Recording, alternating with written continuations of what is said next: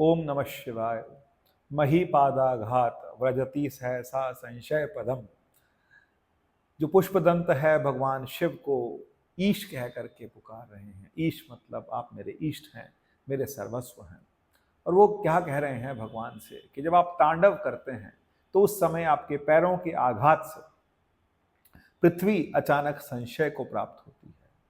तो यहां ये कहना चाहते हैं कि भगवान शिव जो है वो कोई साधारण मनुष्य की भांति, उनका वजन भी, उनका रूप भी, उनका आकार भी बहुत बड़ा है।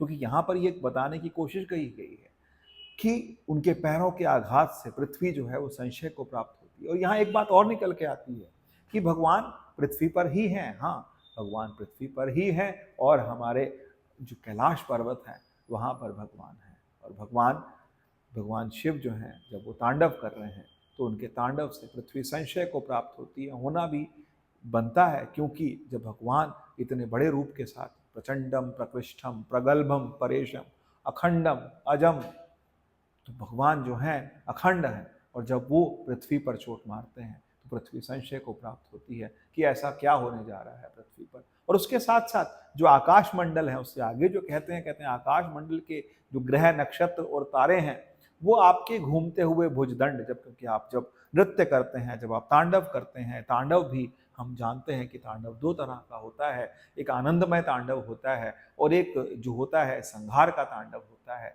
ऐसा भी कहा जाता है कि तांडव के कई प्रकार बनते हैं, लेकिन उसमें उद्भव, स्थिति और संहार तीन चीजें जरूर आती हैं। भगवान जो है इस संसार को बनाते हैं, उसका संरक्षण भी करते हैं तांडव में, और इस संसार का संहार भी करते हैं तांडव में। तांडव का यही रूप है। और उसके साथ साथ भगवान अपने भक्तों को अभय पद भी प्रदान करते हैं अपने तांडव के द्वारा। तो कहते हैं कि जब भगवान तांडव कर रहे हैं तो उनके भुजदंड की चोट जो है वो उससे ग्रह नक्षत्र और तारे पीड़ित हो जाते हैं। तो इतने महान, इतनी भगवान इतने बड़े हैं, इतने विराट हैं कि जब वो नृत्य कर रहे हैं, तांडव कर रहे हैं, तो उनके भुजदंड से जो आसपास के ग्रह नक्षत्र हैं उनको भी आघात होता है। इसका मतलब एक और चीज आती है कि पूरा का पूरा आकाश मंडल जो है वो भगवान के तांडव से संकटग्रस्त हो जाता है, वो शंकाग्रस्त हो जाता है। और एक और बात कहते हैं सुंदर कि भगवान की जो जटाएं हैं वो इतनी सुंदर जटाएं जो हैं वो स्वर्ग पर जब चोट मारती हैं, स्वर्ग के किनारों पर चोट लगती है तो स्वर्ग को दुखद स्थिति प्राप्त होती है।